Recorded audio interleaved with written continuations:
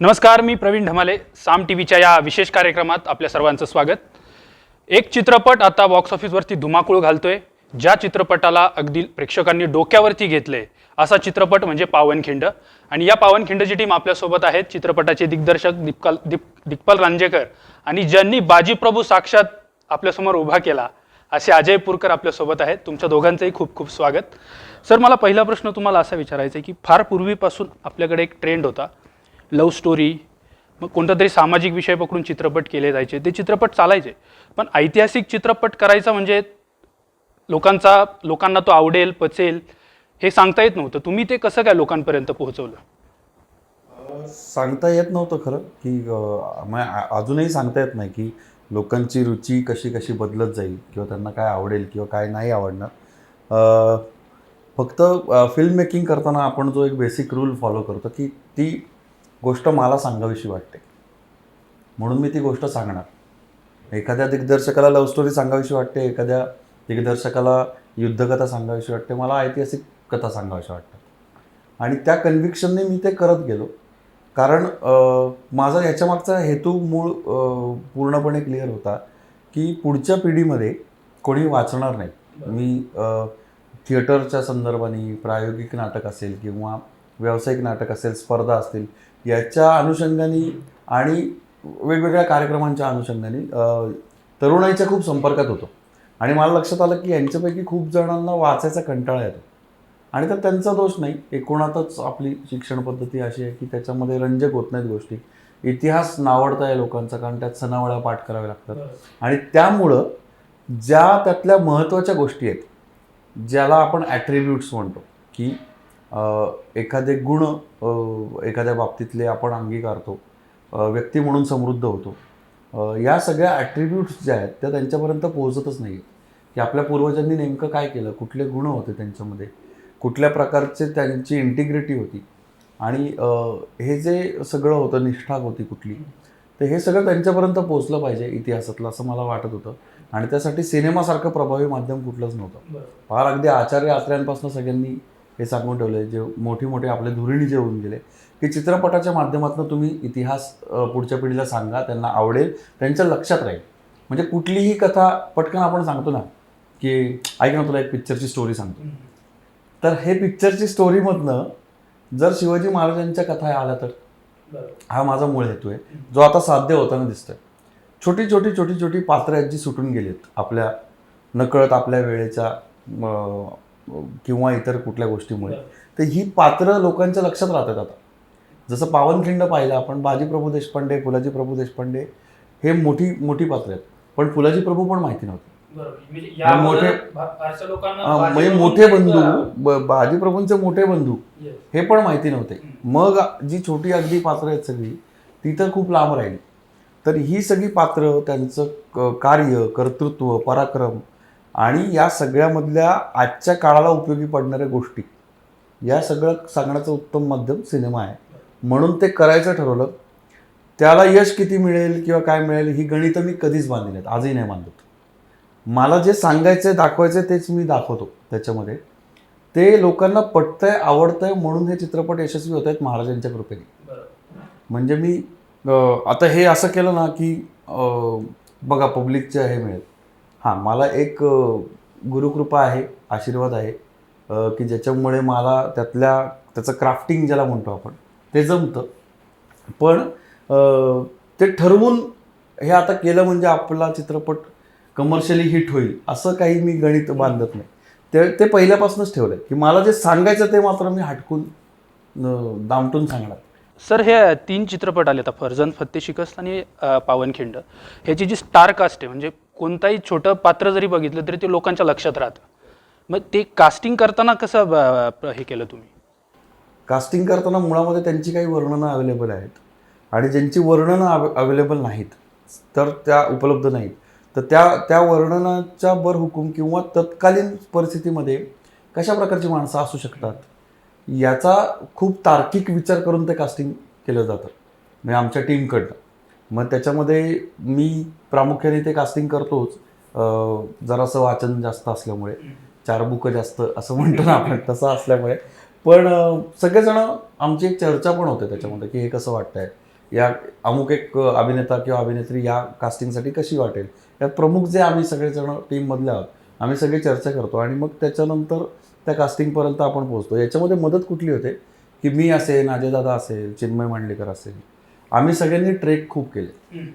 त्यामुळे ॲक्च्युअल मावळात वावरणं, डोंगर दऱ्यांमधली माणसं कशी असतात ते पाहणं आम्ही अजूनही जातो. म्हणजे आता अजयदादाला वगैरे थोडंसं अवघड होतं तिथे जाणं, कारण सगळीकडे मोबाईल पोचलेत, प्रत्येकाला सेल्फी घ्यायचा असतो. पण अजूनही आम्ही जातो त्या वाड्या वस्त्यांवरती जाऊन भाकर मांडी टोकून खातो. आणि त्याच्यामुळे काय होतं, तिथली माणसं, त्यांच्या चालीरीती, हावभाव, लकबी या सगळ्या दिसत राहतात आणि त्याच्या अनुषंगाने हे कास्टिंग होतं. म्हणजे आता आगिन्या धनगराचं एक पात्र आहे, तर माझ्या खूप जवळची क्लॅन आहे, कारण म्युझिकल क्लॅन आहे आपल्याकडची, धनगर समाज जो आहे तो. तर ते खूप सुंदर संगीत आहे त्यांच्याकडे आणि वारंवार आपण वाड्या वस्त्यांवरती त्यांच्या छोट्या छोट्या वाड्या पाहतो. त्यांचं जगणं मी पाहिलेलं आहे खूप जवळ. मला फार आवडीचा भाग आहे तो सगळा, त्यांचा चालीरीती आणि तो सगळा भाग. तर आगिन्या धनगराचं पात्र त्यातनं मग सापडत जातं की अत्यंत साधी राहणी असते त्यांची, त्यांच्याकडे म्युझिक असतं, भाबडेपणा असतो एक, आणि ते खूप छान अशा पद्धतीने ते कास्टिंग होत जातं.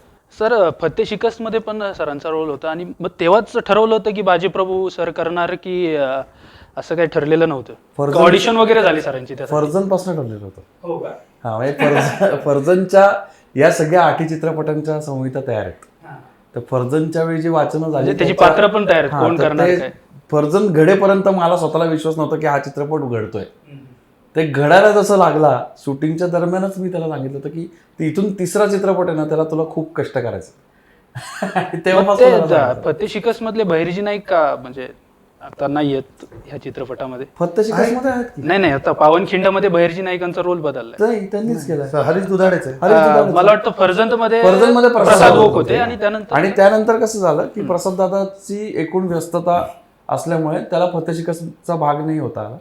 आणि मग हरीशनी जे पात्र केलं ते लोकांना खूप आवडलं. आम्ही ते कॅरी केलंय, कारण प्रसाद दादा पुढच्या एका महत्त्वाच्या चित्रपटात एका खूप महत्त्वाच्या रोलमध्ये येणार आहे. सो असं नाहीये की आता ते बदलले. आणि ही सगळी मंडळी जी या प्रवासामध्ये, ज्याला आपण हिंदीत म्हणतो ना कारवा बनता गया, ही सगळी जोडलेली आहेत, ही जोडलेली राहणार आहेत शेवटपर्यंत. म्हणजे 8ही चित्रपट श्री शिवराज अष्टकाचे पूर्ण होईपर्यंत. सर मुळशी पॅटर्नमध्ये तुम्हाला सर्वांनी पाहिलं होतं. बाजीप्रभू करताना काही वेगळं विशेष कष्ट घ्यावं लागले का? अर्थात घ्यायला लागले. आणि मुळशी पॅटर्नची पण गंमत सांगतो तुला. मुळशी पॅटर्नचं सुद्धा सगळं ठरलं फर्जनच्या सेटवरती. म्हणजे मला आठवत आहे की मर्त्या रामोशी प्रवीण तरडे फर्जनमध्ये, तर नाईट शूट लागलं होतं एनडी स्टुडिओ कर्जतला कुठेतरी. एक्सटिरियर होतं, नाईट होती, कारण मेजॉरिटी नाईटच होत्या फर्जनला, जवळजवळ 16-17 नाईट्सच होती, कारण रात्रीची ही फाईट सगळी. तर त्या वेळेस आम्ही आपलं बाकीचे काही शॉट्स आले होते आणि मी आपला बसलो होतो रात्री. कारण रात्री एकतर तुम्ही नुसते बसलात तर झोप तरी येते नाईट शिफ्टला, नाही तर कंटाळा यायला लागतो. तर तरडे आणि मी बसलो होतो. प्रवीण मला म्हणला त्याच्या टिपिकल स्टाईलमध्ये, एक पिक्चर बनवतोय, रोल छोटा आहे पण महत्त्वाचा आहे, करशील का? म्हणलं तुझा पिक्चर आहे, करीन की म्हणलं. तर त्यांनी मला फर्जनच्या सेटवरती सांगितलं की असं असं पिक्चर आहे, मी करतो. तेव्हाच त्यांनी मला ते पात्र त्यांनी सांगितलं होतं की हे करायचं आहे तुला. ही जबाबदारी जेव्हा दिग्पालनी आधीच सांगितलं होतं तिसऱ्या चित्रपटात आहे, तेव्हा तिसरा चित्रपट काय असणार आहे मला माहिती नव्हतं. पण येस, बाजीप्रभू देशपांडेंचा रोल मला करायला मिळावा ही माझी इच्छा नक्कीच होती. तेव्हा त्यांनी मला नव्हतं सांगितलं की काय रोल आहे. पण तिसऱ्या वेळेस मी जेव्हा स्क्रिप्ट मिळाल्यावरती, बरं ह्याच्यात मी काय करायचं असं म्हटल्यावरती तो म्हणला बाजीप्रभू देशपांडे. इतक्या कॉन्फिडेंटली जेव्हा माझा लेखक दिग्दर्शक माझ्यावरती जबाबदारी सोपवतो, तेव्हा माझी काय म्हणत त्याला की माझी जबाबदारी 100% वाढते. की एवढं मोठं कॅरेक्टर जे प्रत्येक म्हणजे टुरिस्ट म्हणून जेव्हा आपण महाराष्ट्रात फिरतो तेव्हा कोल्हापूरला पन्हाळ्याला गेला नाही असा माणूस तुला सापडणार नाही. पन्हाळ्याला जाऊन बाजीप्रभूंचा पुतळा पाहिला नाही असा माणूस तुला सापडणार नाही. तर इतकी मोठी व्यक्तिरेखा साकारायची, तर म्हणजे त्याला सगळे कष्ट आले. पण कष्टाचं पहिली जी फेज होती कष्टाची ती होती फिजिकल मेहनत. म्हणजे भालजींच्या चित्रपटानंतर आत्ता दिग्पाल म्हणाला की 40 वर्षांचा काळ जो गेला, पण आम्ही सगळेजण तेच चित्रपट पाहत मोठे झालो ना, ते ब्लॅक अँड व्हाईट सिनेमे पाहत मोठे झालो. त्याच्यात वसंतराव पैलवान नावाचे एक नट होते, त्यांनी ती व्यक्तिरेखा साकारली होती. त्यानंतर माझ्या डोळ्यासमोर तरी कोणीच नाही, कारण दुसरं नावच नाही आहे तुला. तर हे सुद्धा नाव आत्ताच्या तरुण पिढीला माहिती नाही आहे वसंतराव पैलवान, पण आम्हाला माहिती आहे कारण की बाजीप्रभू करायचं आहे का आता मला, पण माझ्या डोळ्यासमोर कोणाशी कंपॅरिझन येणार, त्यांच्याशीच येणार. तर ते एकदम ह्यूज माणूस होता. तर त्याची तयारी आधी मला करायला लागली. दीपाली मला 4 महिने दिले होते. तर त्या बरहुकूम व्यायाम आणि डाएट आणि ती जी फ्रेम अचीव करायची होती सगळ्यांपेक्षा मोठी, तर ती अचीव करण्यासाठी मला 4 महिने द्यावे लागले. त्यात माझ्या ट्रेनर्सचा, डायटिशियन्सचा खूप मोठा हात आहे, कारण की फोकस्ड हेच खायचं, एवढा वेळ व्यायाम झालाच पाहिजे आणि रेस्ट, ह्या तिन्हीची सांगड घालून मला त्या 4 महिने हा वेळ तसा कमी आहे. पण आपल्याकडे लिमिटेड याच्यातमध्ये आपण लिमिटेड वेळ आणि जसं म्हणतो आपण बजेटसुद्धा, तर त्या नाही तुम्ही जास्त वर्षभर ट्रेनिंग नाही घेऊ शकणार. तर त्या 4 महिन्यात मी अचीव करू शकलो ते. आणि दिग्पालनी जेव्हा फायनल ओके दिला की हा लुक आहे, तर त्याच्यानंतर मग पुढचं स्क्रिप्ट तर दैवीच त्यांनी लिहिलेलीच इतकी सुंदर आहे. त्यामुळे प्रत्येक सीन मला स्पेसिफिकली सांगावं असं वाटतं की फर्स्ट हाफ हा याच्यामध्ये तुम्ही म्हणजे सेकंड हाफमध्ये ऑब्व्हियसली चित्रपट पाहायलाच आहेत तुम्ही. सेकंड हाफमध्ये युद्ध हाच मेन विषय आहे, पण फर्स्ट हाफमध्ये सुद्धा तुम्ही बाजीप्रभू देशपांडेंचं जरी पात्र फॉलो केलं ना, तर तुम्हाला कळतं की त्यांच्या छोट्या छोट्या सीन्समधनं ते कॅरेक्टर बिल्डिंग त्यांनी फार सुंदर केलं. बायकोबरोबरचं एकच सीन आहे, पण भाकरी जेव्हा शेल्यात उचलून घेऊन जातात आणि हसतात बायकोकडे बघून, तेव्हा कळतं की ग्रस्त म्हणून कसे आहेत बाजी. आईला कॉन्फिडन्स केवढा असावा की काळजी करू नका, आऊसाहेबांना म्हणतात ना माझा लेख आहे त्यांच्याबरोबर, तर आईला इतका कॉन्फिडन्स असणार म्हणजे मुलगा किती थोर असतील मुलगा म्हणून. त्यानंतर भावाचा तर सीन आहेच आहे की जिथे बरं बेसिकली एक गोष्ट आम्ही ठरवून केली होती, ती म्हणजे आम्ही कुठेही यांना सुपर हिरो आणि असं दाखवलंच नव्हतं. हवेतनं 25 फूट उड्या मारत नाही, ती माणसं होती. म्हणून तो भावाचा सीन आहे ज्याच्यात बाजी स्वतः म्हणतात ना की ह्या अजगरासारखा हा जो विळखा घालून बसला यातनं बाहेर कसं पडणार काही कळत नाही म्हणतो. मग भाऊ कॉन्फिडन्स देतात की नाही तुमच्याच जीवावर, म्हणून भाऊ म्हणून कसे आहेत. आणि शेवटी सेकंड हाफमध्ये योद्धा म्हणून ते कसे होते आणि ते एकटे काय करू शकले. जेव्हा एक एक वीर पडत चालले होते तेव्हा शेवटपर्यंत बाजीच उभे होते. तर ह्या सगळ्यांनी एक पूर्ण जो ग्राफ आहे ना एवढ्या मोठ्या पात्राचा, तो त्यांनी इतका सुंदर बांधलाय. त्यामुळेच मला असं वाटतं की ह्या ताकदीमुळे ही लेखकांनी लिहिलेल्या सीन्सची ताकद आहे की लोकांना तो अख्खा स्क्रीन प्ले, तो अख्खा चित्रपट स्वतःचा वाटतो.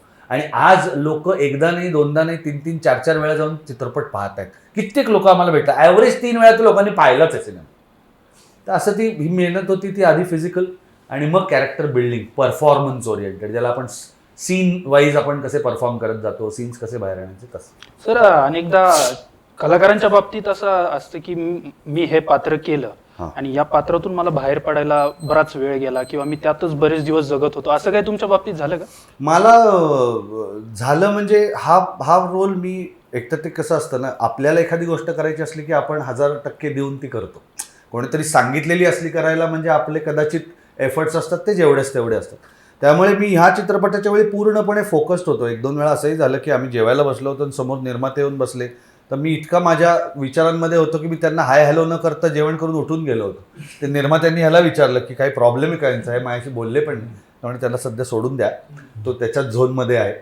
आणि इतकं घुसल्याशिवाय ते नाही होत. म्हणजे ह्याचं अशा व्यक्तिरेखा साकारताना तुम्ही दडपण घेतलंच पाहिजे ना, त्याने लाईक होऊन जाईल असं नाही होत, या भूमिकाच नाही येत.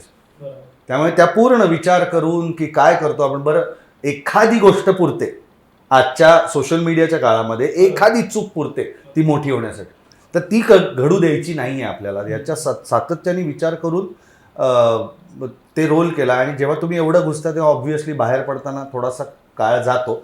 मला खूप वेळ नाही लागला, तरी एक 5-7 दिवसात मी त्यातनं मी एकटा झालो त्या सगळ्या ह्याच्यातनं, वातावरणातनं, आणि मी पूर्ण स्वतःला त्याच्यातनं बाहेर काढलं. सर आपल्याकडं असं आहे की ऐतिहासिक चित्रपट आला म्हणजे वाद आलाच. म्हणजे आपण इथून मागेही पाहिलं, हिंदी चित्रपट अनेक आले, त्यावरून वाद झाला. पण तुमचे सलग 3 चित्रपट हिट ठरले, वाद कुठं दिसत नाही त्याच्यामध्ये. त्याचं कारण काय असं वाटतं? त्याचं कारण असं आहे की त्याच्यात एकदम मूळ भावना आता लोकांपर्यंत पोचली आहे की आमचं इंटेन्शन काय, हेतू काय हे सगळं करण्याचा, एवढा उपद्व्याप.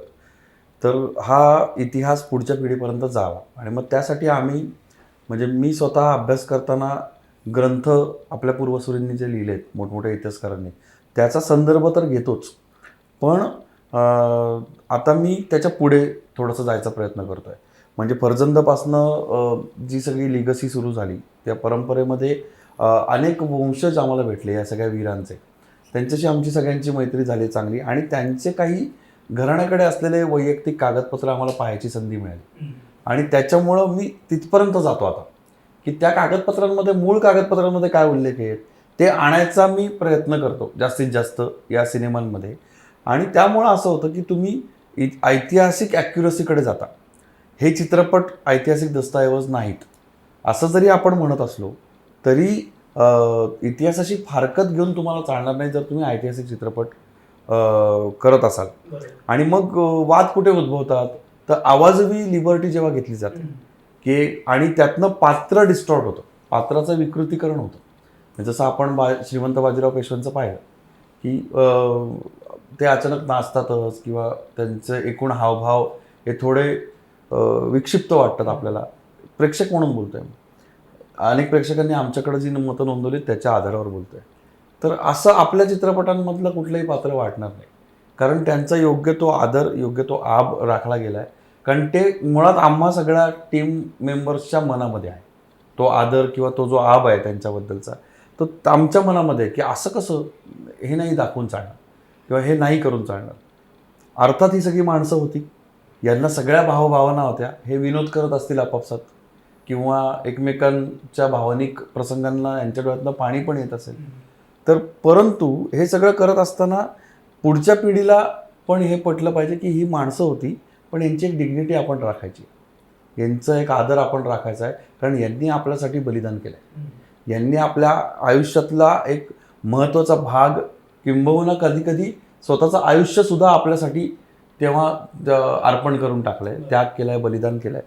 तर हे जेव्हा मी मेकर म्हणून माझ्या मनात ठेवतो, डोक्यात ठेवतो प्रत्येक फ्रेम शूट करताना, तेव्हा ते फ्रेममध्ये उतरतं आणि तेव्हा ते प्रेक्षकांच्या मनापर्यंत पोहोचतंच की मला काय म्हणायचं आहे. म्हणजे मी जर ह्याच्या मागे लागलो ना, मगाशी जो विषय आला आपला की गणितं मांडून हे कमर्शियली हिट होईल, मग हे कमर्शियली हिट होईल, मग हे अमुक प्रकारचं गाणं करूया, मग तमुक प्रकारे एखाद्या हिरोला नाचवूया, हे जेव्हा माझं सुरू होईल ना तेव्हा हे वाद उद्भवतील.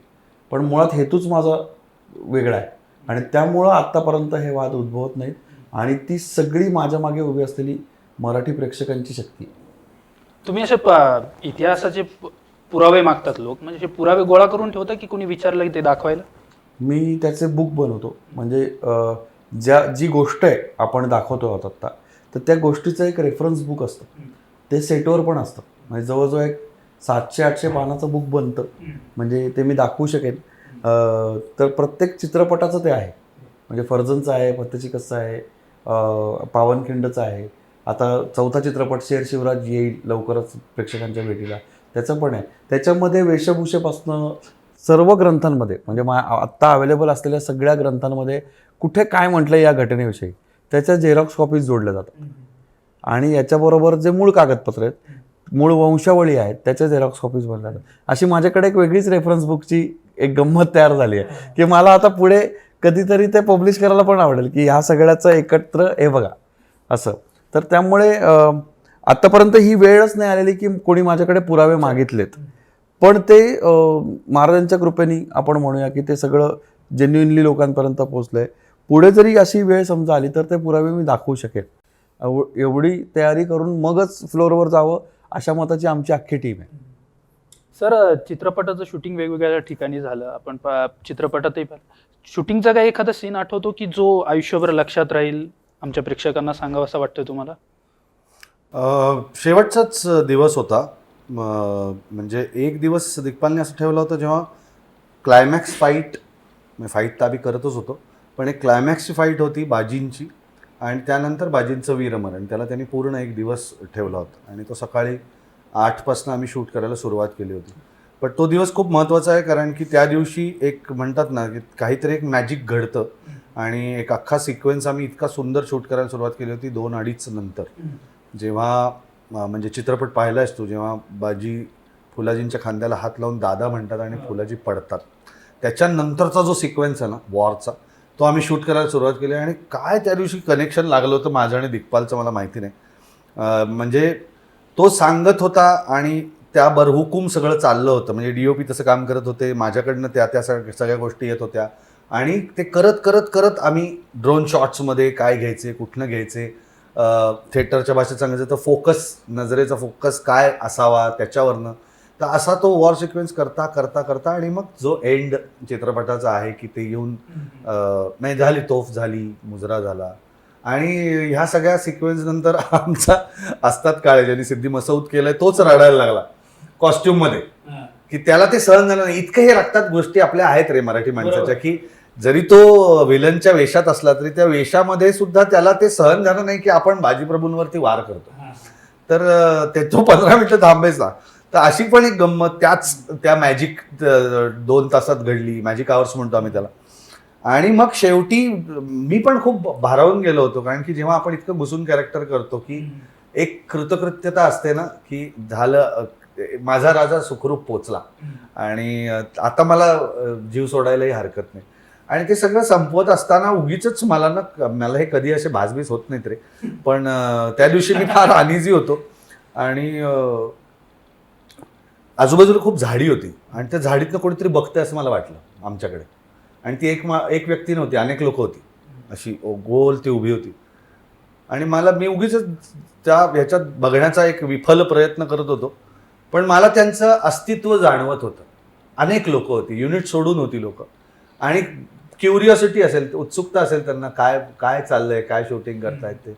माझ्या मनाने म्हणजे मी जास्त भारावून अशासाठी गेलो की त्या मुवमेंटला जेव्हा मी तो सिक्वेन्स शूट केला त्यांच्या वीरमरणाचा, तेव्हा मला असं वाटलं की खरंच असं युद्ध आणि इतक्या टोकाचं बलिदान केल्यानंतर त्या 300 जीवांना मुक्तही व्हायचं नसेल, की आता आपण असेच राहूयात, पुन्हा जर लागली गरज तर आपण हजर पाहिजे. अशासाठी मी म्हणलं हे 300 जीव मुक्त झालेच नाही, तेच आले असतील बघायला की काय करतायत शूट, आपलीच कथा सांगतायत, ते कशी सांगतायत हे बघायला ते आले असतील. अशाने. आणि दिग्पाल आणि मी एकत्रच ट्रॅव्हल करायचो तेव्हा आमच्या लोकेशनपासून हॉटेल जवळजवळ 32-33 किलोमीटर लांब, 1-1.5 तास लागायचा. आणि ते 1.5 तासात मी काही बोललोच नाही याच्याशी गाडीत बसल्यावर. आणि मग हॉटेलला उतरल्यावर त्यांनी मला विचारलं काय झालंय की काय प्रॉब्लेम, तू काही बोललाच नाही 1.5 तास. मग मी त्याला हा अनुभव सांगितला. तोपर्यंत मी कोणाशी काही बोललो नव्हतो. तो म्हणला काही नाही. त्यांनी माझ्या पाठीवरती हात थोपटला असा आणि आम्ही आपापल्या खोलीमध्ये गेलो. पण हे अनुभव येत असतात आणि हे तेव्हाच येतात जेव्हा तुम्ही जीव ओतून त्यात काम करता. सुपरफिशियल लेवलला काम करता तेव्हा हे होत नाही. तो एक सीन आहे सर चित्रपटामध्ये, तो समोरचा एक 1.5 मिनिटाचा डायलॉग बोलतो आणि तुमचा फक्त चल एवढाच येतो. तो काही अगोदर ठरवलेला होता की स्क्रिप्टेड? हा माहिती अजिबात आपण असं करूयात ते म्हणला ना आता, की कमर्शियली हे हिट होईल म्हणून केलेली गोष्ट नाहीये. हे त्या स्क्रिप्टचं, त्या सीनचं, त्या डायलॉगचं नशीब आहे की ते हिट झालं. म्हणजे चित्रपट पाहताना एक शांतता होती की बाबा आता बाजीप्रभू काहीतरी लंबचौड डायलॉग बोलतील, पण त्या चलमध्ये तो वेळ मारून नेतात. नाही, पण ते त्याच्या डोक्यात होतं की इथे अपेक्षा अशी आहे की तू काहीतरी त्याला तोडीस तोड बोलावंस किंवा वरचढही बोलावंस, पण मला मुद्दामून हा चल, कारण तो चल जो आहे ना, तो नुसता जरी चल हा शब्द असला तरी तो टाकतोस कसा नट म्हणून याच्यावरती खूप आहे. ज्याच्यावरती त्यांनी मला इन्स्ट्रक्शन दिले होते की ह्या एका चलमध्ये काय आहे, की 300 लोक उभे होते रे, आमच्यासाठी राजे महत्वाचे आहेत आणि आम्हाला माहितीये तुम्ही किती आहात, तुम्ही आमचं काय करणार आहात हेही माहितीये. त्यामुळे तू कशाची भीती दाखवतोस आम्हाला. तर त्या चलमध्ये एवढ्या सगळ्या भावना आहेत आणि त्या सगळ्या भावना घेऊनच तो चल पडला पाहिजे. त्यामुळे जवळ 3-4 अँगल्सनी ते टेक झाले. 3ही वेळा आमचे फाईट मास्टर हसायचेच ते चल म्हणलं. मला कळायचंच नाही, कॅमेरा समोर आला की मी चल म्हणायचं आणि ते हसून मग कट म्हणायचे. सर गेली 2-3 वर्ष झालं कोरोनाशी आपण सगळे झगडतोय. एक प्रेक्षक OTT कडे वळालेला दिसतोय आपल्याला. मग तो प्रेक्षक जर परत चित्रपटगृहांकडे आणायचा असेल, नाट्यगृहांकडे आणायचा असेल, तर त्यासाठी तुम्ही काय सांगाल? पावनखिंड असे चित्रपट करा. काय आव्हान आहे का, म्हणजे की आता म्हणजे मुळात काय आहे की चित्रपट हा भाग असा आहे की काही चित्रपट हे सामाजिक अँगलचे असतात की जे तुम्ही एकट्याने बघून विचार करू शकता त्याच्यावर. म्हणजे चित्रपट ही खूप सिरियस कला आहे असं आमचं मत आहे, खूप गांभीर्याने घ्यायची कला आहे. आणि प्रेक्षकांनी सुद्धा, म्हणजे हे नक्की की काही विनोदी चित्रपट असतात ते आपण मनोरंजनासाठी पाहतो, पण एकूण आता गेल्या 10-12 वर्षात वर्ल्ड सिनेमा इंट्रोड्यूस झाला आपल्याकडे.